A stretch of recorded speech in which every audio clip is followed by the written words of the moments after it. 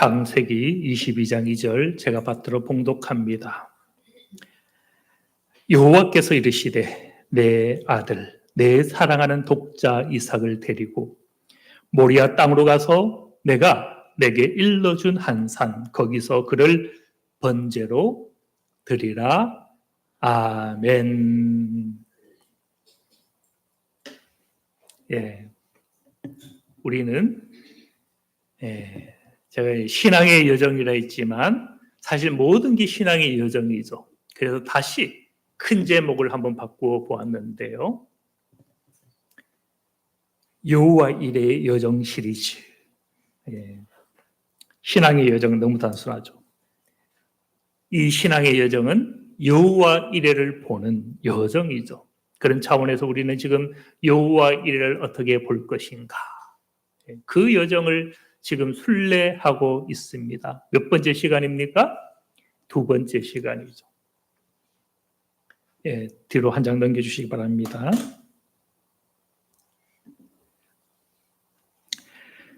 여호와 이레를 우리는 경험하는 여정을 지금 보고 있는데요.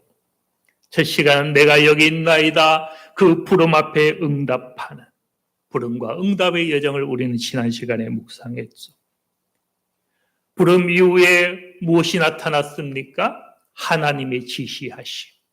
그를 번제로 드리라. 지시함의 여정. 오늘 이 시간은 어떻게 보면 살짝 부담스러운 하나님의 지시하심. 이 지시하심이 오늘 우리에게 무엇을 말씀하는가를 함께 상고하길 원합니다.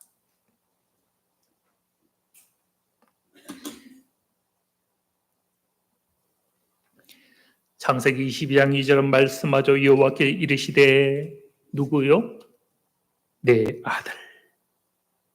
누굽니까? 내 사랑하는 누굽니까? 독자. 또 그는 누굽니까? 이삭. 이삭은 웃는다라는 의미잖아요. 아브라함과 그의 가정 가운데 큰 웃음이었던 그 이삭을 데리고 모리아 땅으로 가서 내가 내게 일러준 한 산 거기서 그를 번제로 드리라. 부름과 응답 하나님의 놀라운 은혜였고 얼마나 좋았습니까? 그런데 여기서 말씀하죠. 하나님의 지시하심이 너무 결정적이죠. 어떻게 보면 너무 극단적이죠.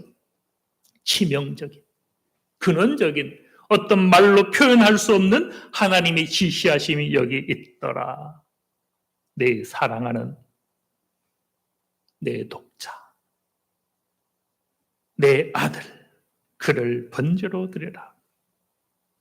근데 우리가 가만히 성경을 상고해 보면 신약에도 주님께서 인생들을 부르실 때 무엇과 같은가? 오늘 본문과 너무 닮았더라. 한 사람은 주님을 따르고자 했죠. 다만 조건이 거기 있었죠. 부친을 장사한 다음에. 다르게 말하면 나중에 세월이 지나서 돌아가신 다음에 이런 의미가 될까요? 근데 주님은 단호합니다. 죽은 자들로 저들의 죽은 자를 장사하게 하고 너는 다만 지금 나를 따르라. 주님의 말씀도 우리가 어떻게 보면 수용할 수 없는 극단적인 성격을 가지고 있죠. 주님의 교훈과 말씀은 오늘날 설교와 너무 다릅니다. 설교에는 우리가 종종 아멘 하기가 쉽잖아요. 근데 주님의 말씀은 아멘 하기가 너무 힘든 거예요. 그렇게 보면 설교가 너무 많이 빗나가요. 정말 하나님의 나라의 복음을 드러낸다면 하나님의 나라의 그 통치를 이 땅에 보여주는 설교가 있다면요. 아멘보다는 우리가 어찌할꼬라는 회개라든지 사실 갈등이 더 올 수가 있는 우리가 말씀을 참 상고해 보면 그런 성격이 있는 거죠. 또 마태복음 19장 21절에 보면 주님을 또 따르는 한 사람 원하는 그 한 사람에게 무엇이라고 말씀합니까? 가서 내 소유를 팔아 가난한 자들에게 주라. 그거 잠깐 킵했다가 지키고 있다가 나를 따르고 섬기다가 은퇴한 다음에 그것을 사용하라 이렇게 말씀하지 않았죠. 너가 그것을 다 팔아서 가난한 자들에게 나누어 주면 하늘에 보화가 있을 것인데 그렇게 하고 와서 나를 따르라. 조금 전에는 그냥 지금 당장 따르라 했잖아요. 지금은 그렇게 말씀하지 않는 거예요. 그건 먼저 다 하고 와라. 그런데 이건 역시 극단적이죠. 어떻게 해야 됩니까? 부름이 좋은 줄 알았는데 내가 여기 있나이다. 좋은 줄 알았는데 고민스러울 수밖에 없죠. 이걸 볼 때요. 이 말씀을 우리가 표면적으로 보면 이런 거죠. 사실 22장 전체는 여호와 이레라는 놀라운 하나님의 사건이 드러나는 본문이잖아요. 이걸 표면적으로 해석하면 이런 겁니다. 너가 정말 하나님의 일을 보고자 한다면 여호와께서 친히 준비하시는 여호와 일의 약속을 보고자 한다면 너도 무엇하라라는 거요? 내게 있어서 가장 귀하다고 여기는 그것을 내려놓으라. 이런 거잖아요. 우리가 오늘날 왜 여호와 이레를 자주 경험하지 못합니까? 이런 순종이 쉬워요, 어려워요? 쉽습니까? 어렵잖아요. 그러니 우리가 여호와 이레를 자주 경험하기가 너무 힘든 거. 쉽다면 자주 경험할 것인데 그렇더라라는 것이죠. 물론 이 표면적인 구조는 그래요. 하나님의 일을 보려면 누구도 아브라함도 자기 일을 하나님 앞에 내어놓아야 한다. 하나님의 크신 일, 하나님의 가장 결정적인 일을 보려면 우리도 결정적인 어떤 응답을 해야 된다. 이것이 1차적인 우리가 이 22장에서 볼 수 있는 하나의 메시지죠. 그런데요, 그것을 넘어서는 메시지가 이 안에 있는 것을 우리는 발견하게 되죠. 하나님께서 부르시고 거기에 응답하고 그 응답 가운데 들려주신 하나님의 지시는 단지 하나님의 비전을 이루는 그 목적을 위하여 있는 것만은 아니다. 하나님의 비전, 하나님의 일을 나타내는, 하나님의 사건을 보여주는, 하나님이 예비하시는 그 섭리를 나타내는 그 비전을 위하여서 내가 지금 너를 부르고 너를 만나고 있다. 물론 이것은 다른 말, 틀린 말은 아닙니다. 그런데 그것만도 역시 아니더라. 더 큰 여기에는 하나님의 2차적인 의미가 있더라. 1차적인 의미는 하나님의 일을 보는 거죠. 여호와 일을 본다라는 거예요. 응답할 때, 지시함을 따를 때. 그럼에도 불구하고 순종하면 우리는 하나님의 일을 볼 거예요. 여호와 일에 나아갈 겁니다. 그런데 동시에 또 다른 메시지가 있어요. 하나님은 이것을 통하여서 아브라함과 당신의 관계를 완전히 새롭게 하기를 원한다. 나와 너로서 만나기를 원한다. 아브라함과 하나님 사이에 무엇이 있었습니까? 하나님께서 아브라함에게 이삭을 주셨지만 이삭은 웃음이었고 기쁨이었고 독자였고 사랑하는 이였고 자기의 아들이었죠. 자기 안에 너무나 큰 기쁨이요 하나님이 주신 영으로 보면 약속이었고 소망이었고 자기의 비전이었죠. 이삭이 너무 컸더라라는 거예요. 아브라함에게 있어서. 그러니까 하나님과 아브라함 사이에 하나님이 주신 것이 어떻게 보면 담이 되더라라는 것이죠. 어떻게 보면 그것은 내가 준 약속이기도 하지만 이거를 육으로 보면 하나의 시험이기도 하고 어떻게 보면 하나의 우상이기도 하고 그렇다면 너는 그것을 내려놓을 수 있겠는가? 나와 너.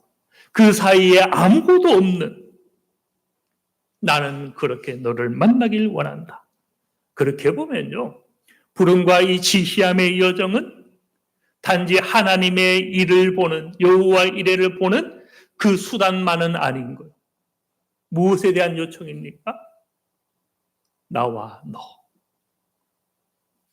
우리 이렇게 1대1로 만날 수는 없겠느냐? 너와 나 사이에 어떤 세상적인 약속, 너의 어떤 욕망, 너가 구하고 추구하고 따라가고자 하는 그건 내려놓고 나와 너 그렇게 만날 수는 없겠느냐라는 하나님의 음성이기도 하더라라는 것이, 우리는 누구나 하나님의 일을 사모하죠.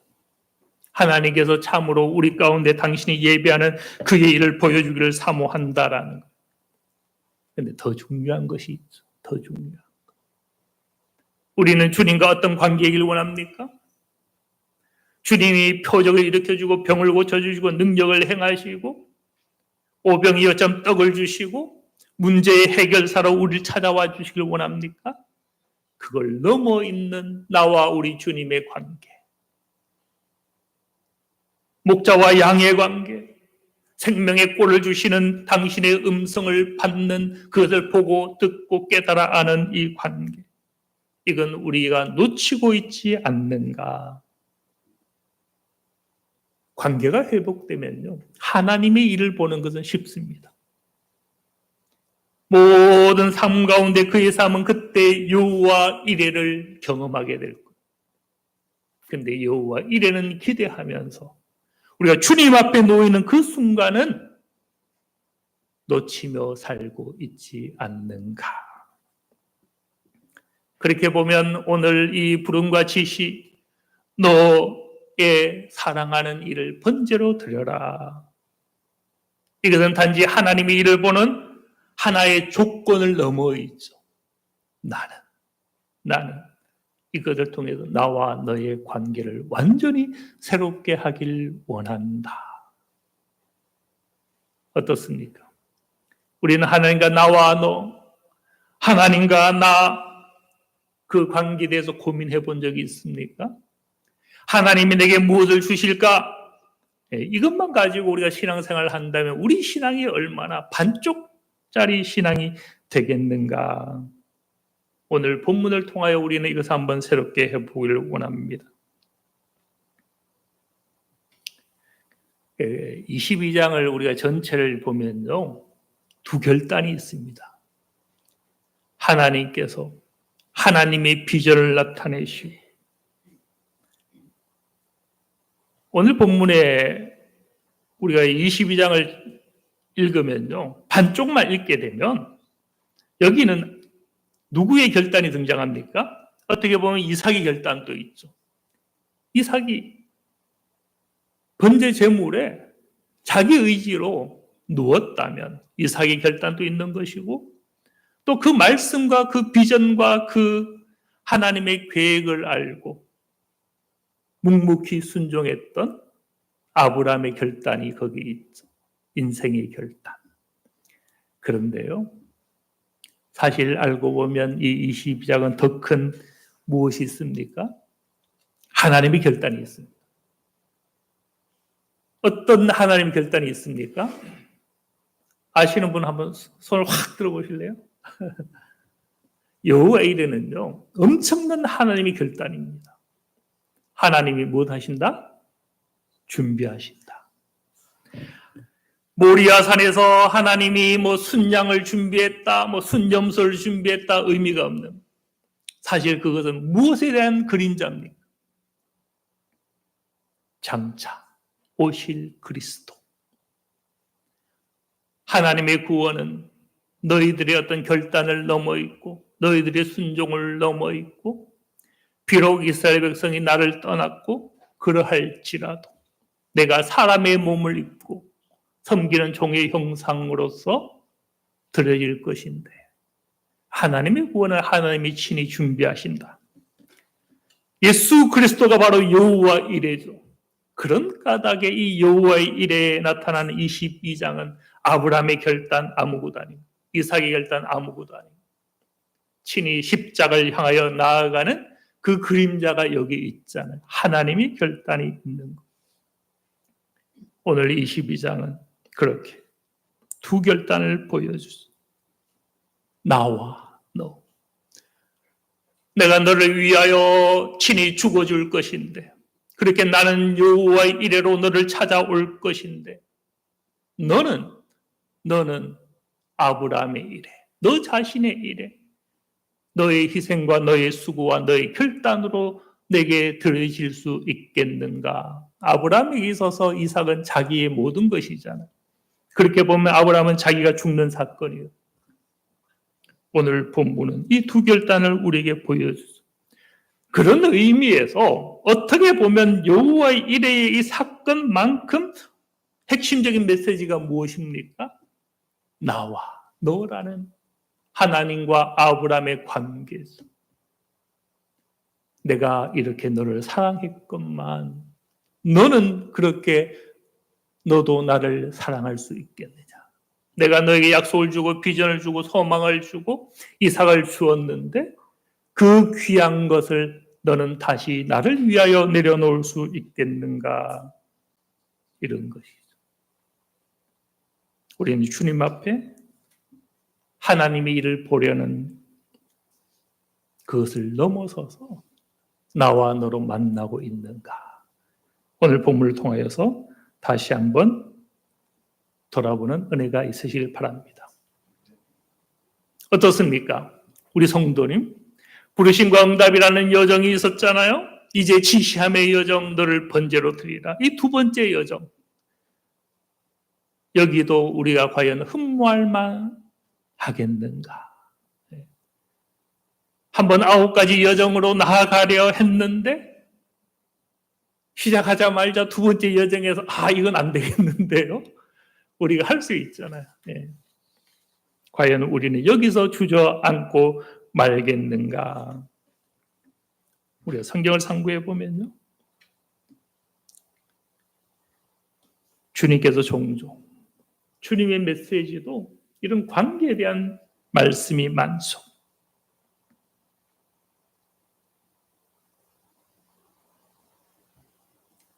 마태복음 10장 37절에 보면 아버지나 어머니를 나보다 더 사랑한 자는 내게 합당하지 아니하고 아들이나 딸 나보다 더 사랑한 자도 내게 합당하지 아니하며 또 자기 십자가를 지고 나를 따르지 않는 자도 내게 합당하지 아니하니라.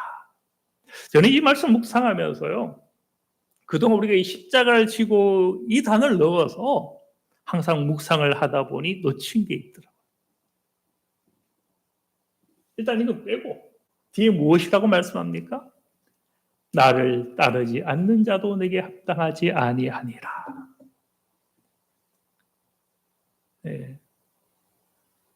우리는 주님을 믿는 자입니까? 주님을 따르는 자입니까? 우리는 믿기만 하면 다 된다고 생각하지는 않는가라는 것. 주님을 따르는가? 그 따르면 무엇입니까? 내가 사랑하는 이삭까지도 하나님께 번제로 드릴 수 있는가? 하나님이 설령 그 약속을 내게 주셨지만 혹 그 이삭이 내 삶 가운데 우상이 되고 내 웃음의 전부가 되고 있지는 않은가? 과연 우리는 주님을 사랑하는 자로 오늘 서 있는가? 이런 거죠. 그래서 요한복음 21장에도 주님은 베드로에게 무엇을 확인하고 있습니까? 내가 이 사람들보다 나를 더 사랑하느냐? 어떻게 보면 이 주님께서 섬기고 사랑한 여정을 보면 이해가 안 되거든요. 주님은 약자를 섬겼죠.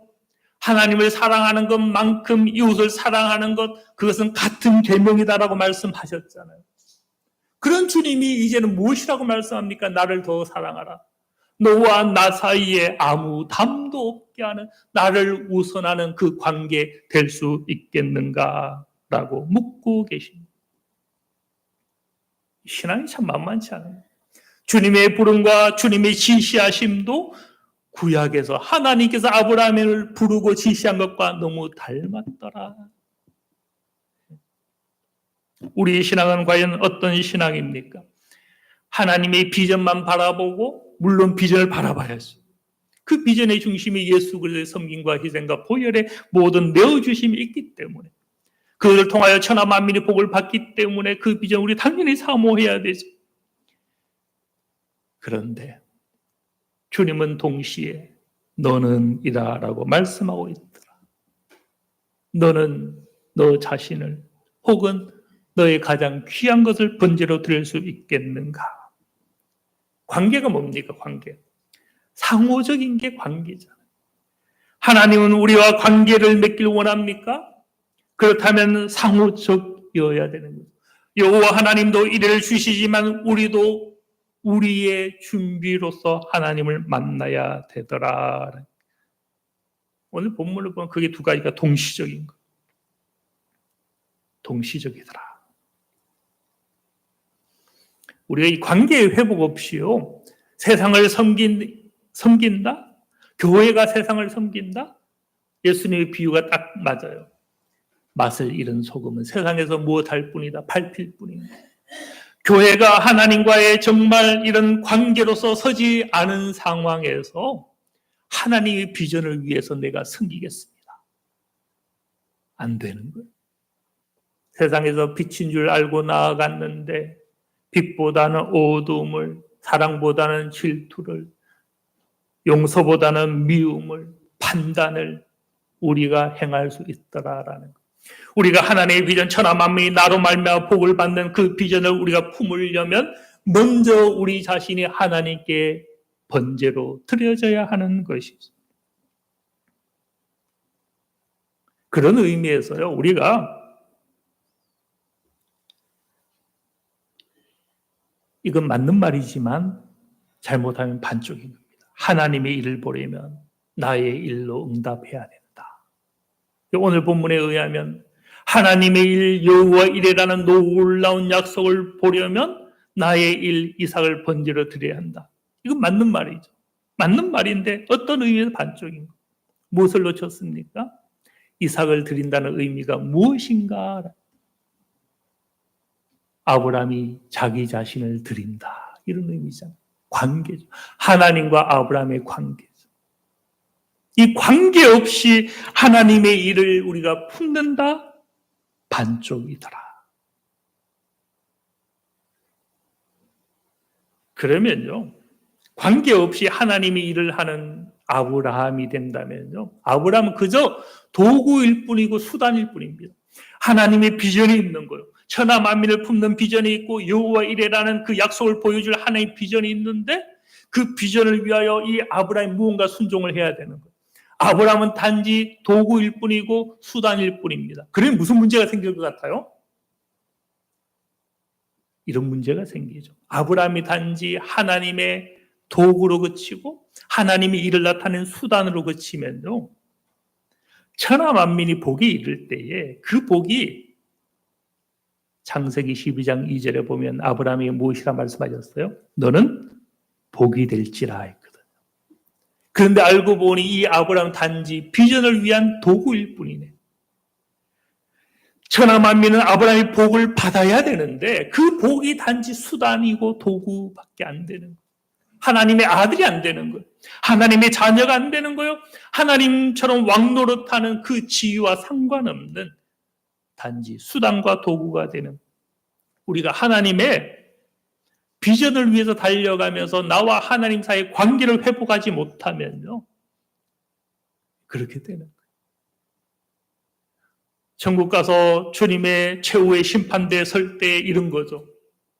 내가 주님을 위해서 선지자 노릇하고 전도하고 수고하고 헌신하고 땀을 흘렸습니다. 주님이 무엇이라고 거기 말씀했어요? 나는 너를 모른다 했잖아요. 관계없이 하나님이 일을 하고 분주히 달려가는 이 모든 것이 반쪽이요 허사가 될 수 있더라. 우리는 수단 이상이죠. 나와 너. 번제로 드리라 이 말씀은 결국 하나님께서 너는 너 자신의 쥐고 있는 것을 내려놓을 수 있느냐, 너는 너로서 나를 만날 수 있겠는가? 너의 이상, 너의 품는 너의 비전, 너가 붙잡고 있는 어떤 것, 그것이 아니라 너와 나 사이에 아무것도 없는 그런 관계로서 나와 만날 수 있겠는가? 이것이 내가 쥐고 있고 내가 사랑하고 내가 추구하고 쫓아가는 그 이삭을 내려놓으라. 그런 것이죠. 우리는 하나님 앞에 나와 너의 관계를 돌아보는 은혜가 있으시길 바랍니다. 그게 이제 신약의 용어로 하면 이런 표현이 될 것 같아요. 로마서 12장 1절에 보면 그러므로 형제들아 내가 하나님의 모든 자비하심으로 너희를 권하노니 너희 몸을 하나님 기뻐하시는 산 제물로 드리라. 우리가 이 아브라함처럼 똑같이 참여할 수는 없습니다. 우리의 장자를 하나님께 번제로 드릴 수는 없어요.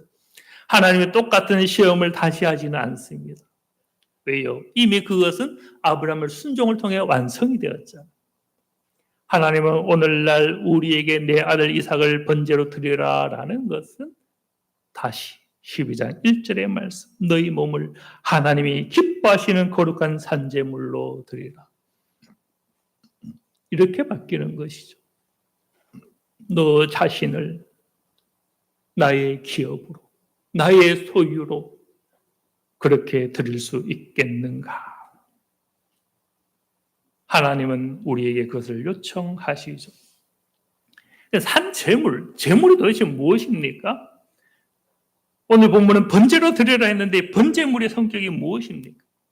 하나님이 무엇이 부족해서 그것을 요구하시는가? 한번 볼까요? 구약을 아무리 묵상해봐도 하나님은 뭔가 줄이거나 모자라거나 해서 번제물을 요구하신 하나님이 아니더라라는 거예요. 시편 50편 8절에는 너 재물 때문에 무엇하지는 않는다? 책망하지 않는다.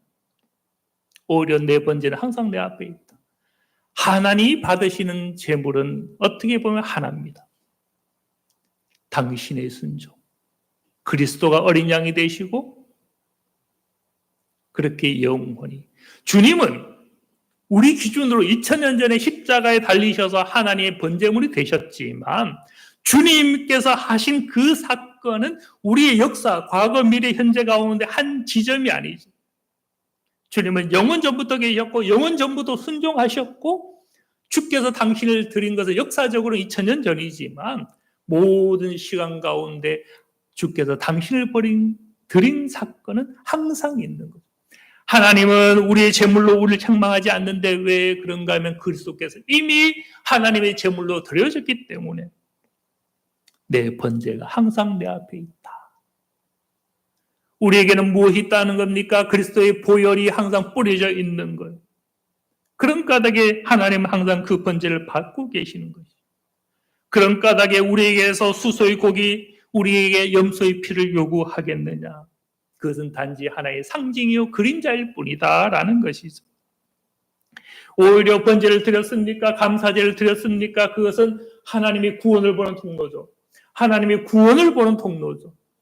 하나님을 영화롭게, 하나님을 대단하게, 하나님을 지켜 세우는 그것보다는 구약에서 저들이 드렸던 번제는 하나님의 돌보심과 하나님의 구원을 보는 자기에게 유익한 행위였을 뿐이더라라는 것. 이 정점이 누가 있어요? 다윗이. 다윗은 오늘날 자기 안에 마음에 감동이 있었죠. 내가 하나님의 집, 하나님의 성전을 세우겠다. 나는 돌로 만든 훌륭한 집에 거하는데 하나님은 우리말로 하면 무엇입니까? 회막, 텐트잖아. 천막 가운데 계시잖아. 다윗이 볼 때 이게 합당치 않은 거였어. 하나님, 제가 하나님 위해서 하나님의 집을 한번 짓겠습니다. 하나님이 무엇이라고 말씀합니까?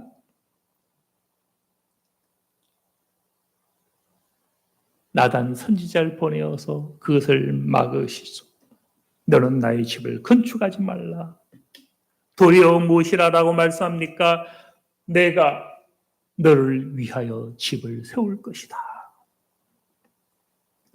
우리가 번제를 드린다든지 그게 설령 이삭이라 할지라도 그것이 하나님을 영화롭게 하는 것은 아니다. 엄격히 말하면 우리가 어떤 헌물을 드리고 대단한 어떤 무엇을 하나님께 행할지라도 그 자체가 하나님을 위하는 것이 아니라 반대가 되는 거예요. 하나님이 너를 지키고 하나님이 너의 집을 세우고 환난 가운데 지켜주시고 하나님의 구원을 감사로 드리는 자가 본다. 우리의 헌신은 우리를 위한 거예요. 이 땅의 수고가 우리를 위한 것이고 또 저 하늘 가운데 하늘의 상급으로 받는 우리를 위한 것이죠. 하나님을 위한 것은 아니더라. 그런데도 왜 하나님은 재물을 요구하는 것처럼 보입니까? 똑같은 거예요. 재물은 이중성이 있거든요. 그걸 하나님께 드리면 하나님의 재물이 되지만 우리가 그것을 취고 있으면 하나의 우상이 되기 때문에 그것을 아시는 까닭에 하나님은 처음 시작할 때 극단적으로 보이지만 무엇을 요구할 수밖에 없어요? 그것을 내려놓으라. 내 사랑하는 것, 너의 웃음인 것, 너의 기쁨인 것, 너의 즐거움의 모든 것, 그거 내려놓을 수 없겠느냐. 그거 비우고 나와 너로 한번 만나보자. 이것을 찾고 있는 하나님은 그렇게 나와 너라는 고상한 말로 상호성이라는 그것을 우리에게 기대하는 거예요. 우리 신앙을 한번 점검할 필요가 있습니다. 우리는 그렇게 하나님과 나 사이에 그렇게 만나고 결단하고 하나님 내가 여기 있습니다. 그렇게 응답하고 있는가? 세상은 많은 것이 참 보암직하잖아요. 아담과 하와는 그 보암직한 것 때문에 하나님과 관계에 잠시 눈이 멀어버렸죠. 하나님은 그 보암직한 것을 번제로 드리라. 번제로 보면 태우는 거예요. 태우는 거예요. 완전히 죽어지는 거예요. 그것은 우리를 하나님의 나라를 못 바라보게 하는 것이죠. 그래서 이 천국 비유 보면 두 가지 비유가 있죠. 말씀 마치겠는데요.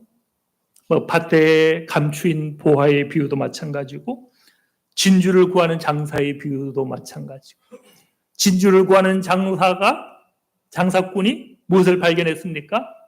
가장 결정적인 진주를 발견할 때에 나머지 모든 보화를 팔아서 그 하나를 샀다라고 말씀하죠.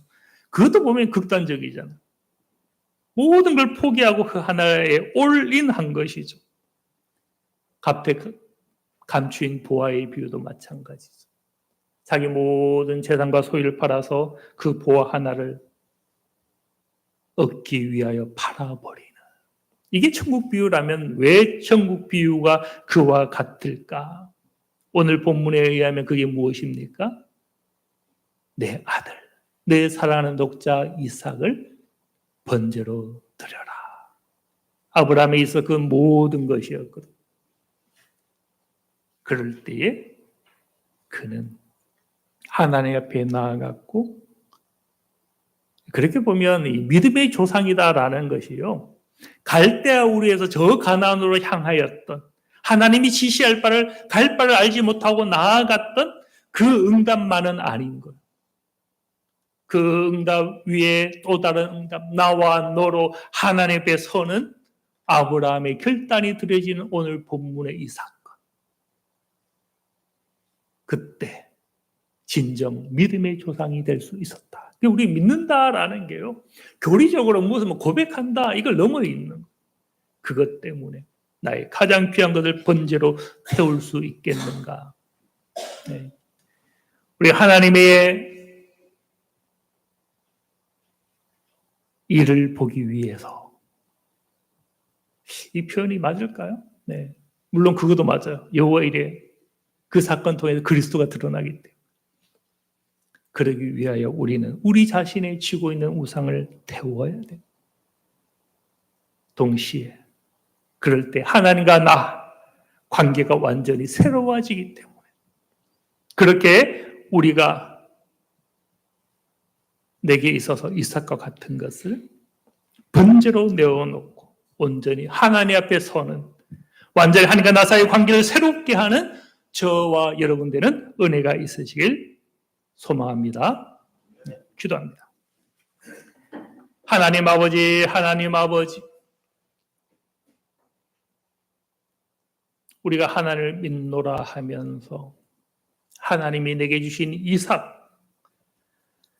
그것만 붙들고 살아오지는 않았습니까? 주여 나를 불러주시고 내가 여기 있나이다 응답할 때에 하나님과 우리의 관계가 완전히 새로워지는 나를 만나주시는 그 은혜로 우리를 불러주시고 그 모든 부름 가운데 우리가 하나님의 비전도 경험하는 여호와의 이래도 경험하고 우리로 말미암아 천하 만민이 복을 얻는 그 놀라운 비전 경험하는 그러기 위하여 하나님을 나와 너로 만나는 우리 모두가 되게 하여 주시옵소서. 모든 걸 감사드리며 예수 그리스도의 이름으로 기도드립니다. 아멘.